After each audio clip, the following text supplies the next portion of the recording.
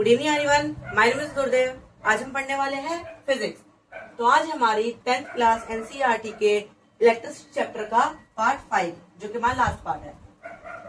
ठीक है, तो मैंने पिछले वीडियो में देखा था ओम्स लॉ और रेजिस्टेंस, और हमने देखा था कि रेजिस्टेंस किन किन उसमें कनेक्शन में रहता है, सीरीज में और पैरेलल में। आज हम देखेंगे जूल्स लॉ। एक हमने पढ़ा था ओम्स लॉ, अब हम पढ़ेंगे जूल्स लॉ। देखिए, जो हमारे जूल थे, इन्होंने एक नियम दिया था। क्या कि मान लीजिए एक तार है, वायर है, अब इसमें जो है करंट फ्लो कर रहा है। ठीक है, अब एक करंट की प्रॉपर्टी, एक इफेक्ट होता है क्या, हीटिंग।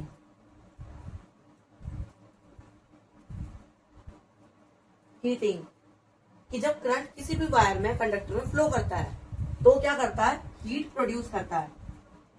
तो इलेक्ट्रिसिटी के इसी इफेक्ट को ड्राइव करते हुए जूल ने एक नियम दिया था, उसे हम क्या बोलते हैं, जूल्स लॉ। तो देखते हैं था क्या। इन्होंने कहा था कि the heat produce in a circuit when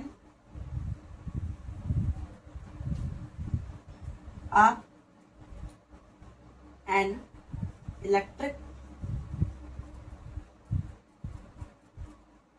current flows in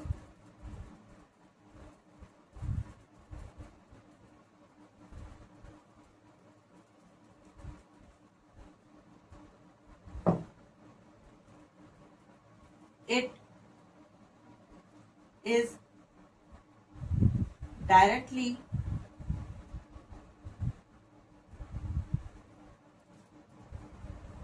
proportional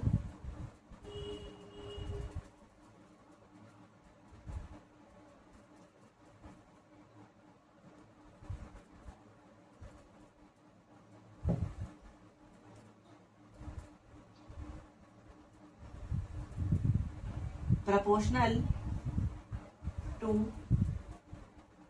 देखिए कि जो हीट होती है प्रोड्यूस इन अ सर्किट, एक सर्किट में जब हीट प्रोड्यूस होती है, कब, when electric current flow in it, जब उसके अंदर एक इलेक्ट्रिक करंट फ्लो करता है तब हीट क्या होती है, प्रोड्यूस। तो वो जो हीट होती है वो डायरेक्टली प्रोपोर्शनल होती है किसके, एक तो हमारा जो इलेक्ट्रिक करंट रहता है उसके स्क्वायर के बराबर रहती है, और रेजिस्टेंस के बराबर रहती है, और टाइम के लिए रहती है। यानी कि जो इलेक्ट्रिक करंट है कितने एम्पियर का आ रहा है, उसका अगर हम स्क्वायर कर देंगे तो उसके प्रोपोर्शनल रहेगी। अगर रेजिस्टेंस ज्यादा रहेगा तार का तो हीट भी ज्यादा रहेगी। अगर टाइम, वो करंट कितनी देर के लिए उस सर्किट में फ्लो कर रहा है, इसमें भी क्या होती है, प्रोपोर्शनल रहती है क्या, हमारी हीट। तो अगर हम सबको एक फॉर्मूला में ऐड कर दें,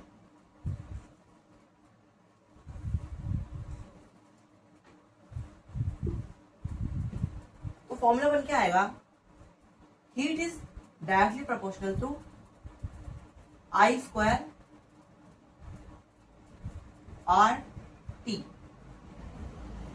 ठीक है, ये क्या हो जाएगा, हीट का फॉर्मूला। कौन सी हीट का, जो करंट फ्लो हो रहा है सर्किट में उसका। अब इसे ड्राइव करने के लिए कहेगा, तो देखिए ड्राइव कैसे होता है। आपको पता है जो हीट है वो क्या है, एक तरह की एनर्जी है। अब अगर आप 9th क्लास में पढ़ा होगा कि जो हमारी एनर्जी होती है वो क्या होती है, वर्क डन होती है, कि जो काम पूरा हो चुका है वही क्या कहलाती है, एनर्जी। तो H बराबर W लिख सकते हैं हम, वर्क डन।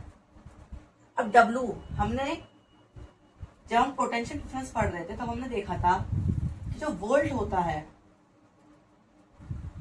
वोल्टेज, जब हम पोटेंशियल डिफरेंस पढ़ रहे थे, वोल्ट यानी पोटेंशियल डिफरेंस जो होता है, एक कूलम्ब चार्ज को जब वर्क डन करके ले जाया जाता है तो हम क्या बोलते हैं, voltage.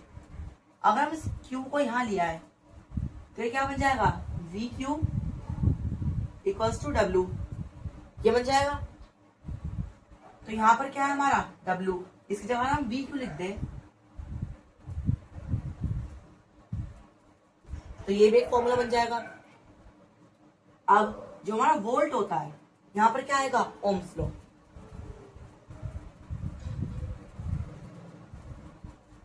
Ohm's law, Ohm's law क्या था, क्या is equals two volt V upon R, ये था ओम्स लॉ।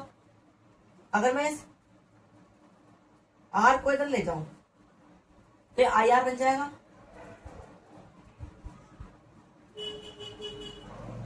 अब यहां पे क्या लिखा हुआ है V, तो इस V की जगह पे मैं क्या लिख सकता हूं, IR।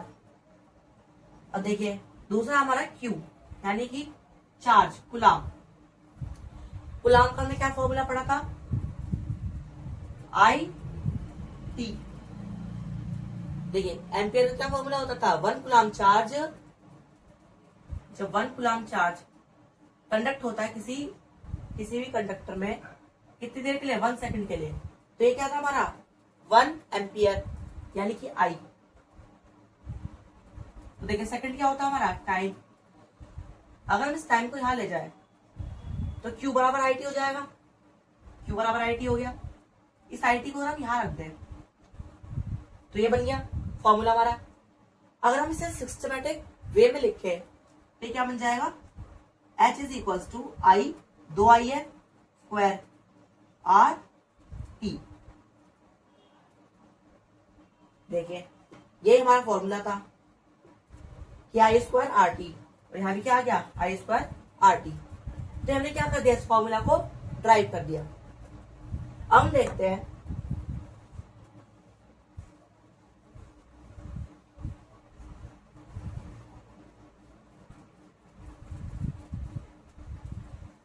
अब हम देखेंगे कुछ ऐसे अप्लायंसेस जो जूल्स लॉ के प्रिंसिपल पे चलते हैं, यानी कि कुछ ऐसे कंपोनेंट जो जूल्स लॉ का इस्तेमाल करके अपने आप को यूज करते हैं इलेक्ट्रिसिटी को।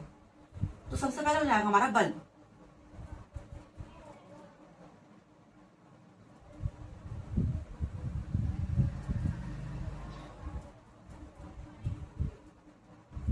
एक बल्ब, देखिए बल्ब का क्या कॉन्सेप्ट होता है, जब इसमें इलेक्ट्रिक करंट आता है,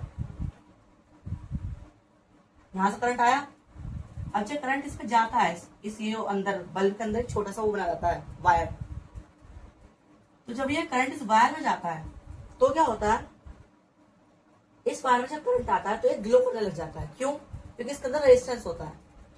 ये हमने पार्ट 2 में पढ़ा था कि जो रेजिस्टेंस होता है जब बड़ा हो जाता है, बढ़ जाता है, तो क्या करता है, कोई ना कोई इफेक्ट देने लग जाता है। तो ऐसे जो बल्ब होता है वो रेजिस्टेंस का, या फिर मैं कहूं हीट का,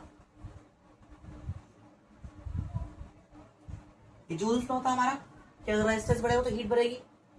तो यानी कि रेजिस्टेंस का इस्तेमाल करके या फिर हीटिंग इफेक्ट का इस्तेमाल करके जूल्स लॉ का इस्तेमाल करके बल्ब क्या करता है, ग्लो करता है। अब ये करता कैसा है, देखिए ये जो इसके अंदर वायर होता है इसे हम बोलते हैं टंगस्टन।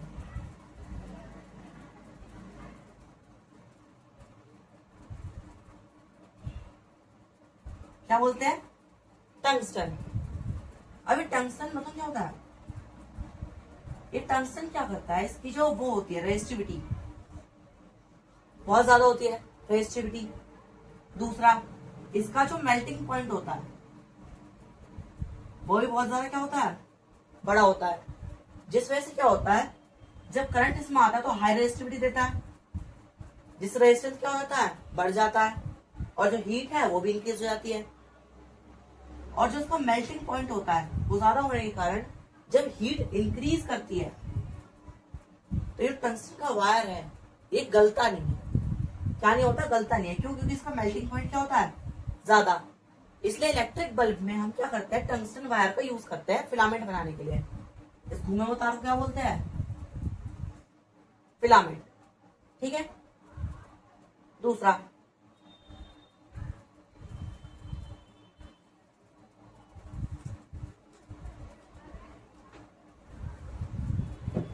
तो एक हो गया हमारा क्या,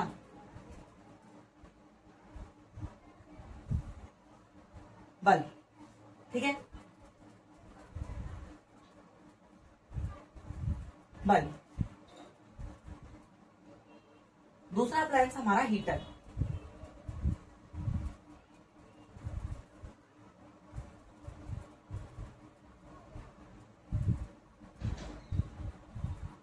ये हीटर है।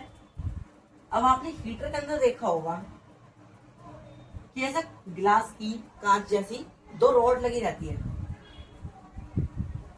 ठीक है। अब ये रॉड रहती है ना, इसके अंदर एक वायर रहता है, अगर आप ध्यान से देखोगे तो, जो कि बल्ब की तरह, बल्ब के फिलामेंट की तरह क्या रहता है, स्पाइरल हुआ रहता है। या फिर एक ही वाला हीटर भी आता है,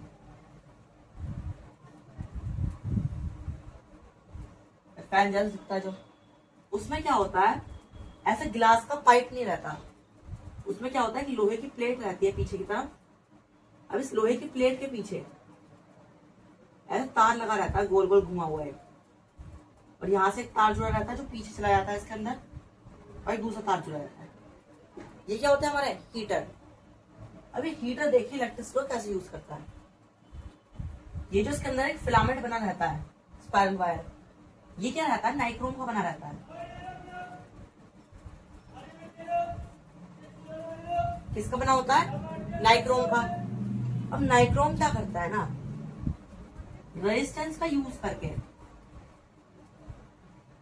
हाई रेजिस्टेंस को यूज करके हीट प्रोड्यूस करता है। क्या करता है, हीट प्रोड्यूस करता है।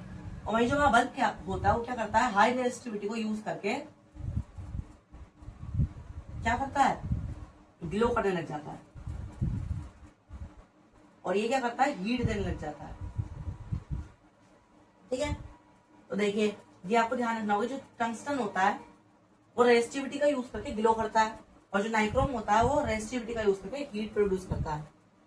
अब देखिए इसके एडवांटेजेस क्यों होते हैं, क्या क्या होते हैं, कि हमने इस नाइक्रोम वायर को क्यों यूज किया। पहले तो बात ध्यान रखने की कि ये जो नाइक्रोम वायर होता है, ये क्या होता है, निकेल का और क्रोमियम का एलॉय होता है, यानी कि मिश्र धातु होता है। यह आपको पीरियोडिक टेबल में कहीं नहीं मिलेगा नाइक्रोम, लेकिन आपको निकेल और क्रोमियम मिल जाएंगे। जब हम इन दोनों को क्या करते हैं, मर्ज करते हैं, इनका एलॉय बनाते हैं, यानी कि मिश्र धातु बनाते हैं, तो क्या बनता है, नाइक्रोम। अब देखिए इसके एडवांटेजेस क्या क्या होते हैं। पहला तो यही कि रेजिस्टेंस क्या होता है, high resistance is directly proportional to heat, Joule's law. दूसरा, इसका जो मेल्टिंग पॉइंट होता है वो भी बहुत ज्यादा होता है बल्ब की तरह, कि ताकि अगर ज्यादा गर्म होने पे गलता नहीं है तार। पर इसमें एक्स्ट्रा एडवांटेज क्या होता है कि हाई टेम्परेचर पे जब टेम्परेचर इंक्रीज होता है तो ये ऑक्सीडाइज नहीं होता।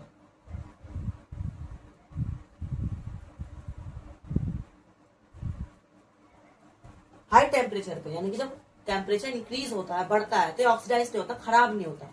ऑक्सीडेशन का क्या मतलब होता है, खराब हो जाना, इलेक्ट्रॉन की वृद्धि हो जाना, ठीक है, या फिर नेगेटिव से जुड़ जाना। ये क्या होता है हमारा, ऑक्सीडेशन। तो हाई हीट से ही क्या होता है, ऑक्सीडाइज नहीं होता। अब इसमें आपको एक छोटा सा डिफरेंस देखना है बल्ब में और हीटर में। देखिए, जो हमारे थॉमस एल्वा एडिसन थे, उन्होंने क्या किया था, इलेक्ट्रिक बल्ब को इन्वेंट किया था। अब देखिए उन्होंने किया क्या था, उन्होंने ऐसे ग्लास की ट्यूब ली थी और उसके अंदर एक फिलामेंट डाल दिया, ठीक है। कभी लोहे का डाला, कभी नहीं, कभी ऐसे टंगस्टन का डाला था, कभी बांस, बैम्बू का भी उन्होंने क्या डाला था, उसमें फिलामेंट डाला था। और जब भी वो इसको करंट देते थे बल्ब में, ये थोड़ी सी देर के लिए चलता था, तो उसके बाद क्या होता था, फूट जाता था, ब्लास्ट कर जाता था, या आग लग जाती थी उसमें। उन्होंने कई बार कोशिश की, अलग अलग मटेरियल से बनाया, कभी नाइक्रोम से, कभी निकेल से, अलग अलग चीजों का यूज करके इसका फिलामेंट बनाया, पर ये हर बार क्या होता, आग लग जाती इसमें बल्ब पे। तो उन्होंने नोटिस की एक चीज, कि जब भी मैं इसमें करंट देता हूँ ये आग पकड़ लेता है। तो हमें पता है कि जो फायर होती है वो ऑक्सीजन से चलती है, O2। तो उन्होंने क्या किया, जो ग्लास की ट्यूब थी इसके अंदर वैक्यूम क्रिएट कर दिया, इसके अंदर की जितनी भी हवा थी उस सबको क्या निकाल लिया, बाहर निकाल लिया, इसके अंदर वैक्यूम क्रिएट कर दिया। और तब जब इन्होंने इस टंगस्टन के फिलामेंट को डाल के करंट दिया तो तब ये बल्ब बहुत देर तक चला।